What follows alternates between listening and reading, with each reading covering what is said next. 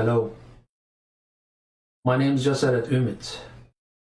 I'm a Uyghur Norwegian, currently working for Norwegian Tax Administration.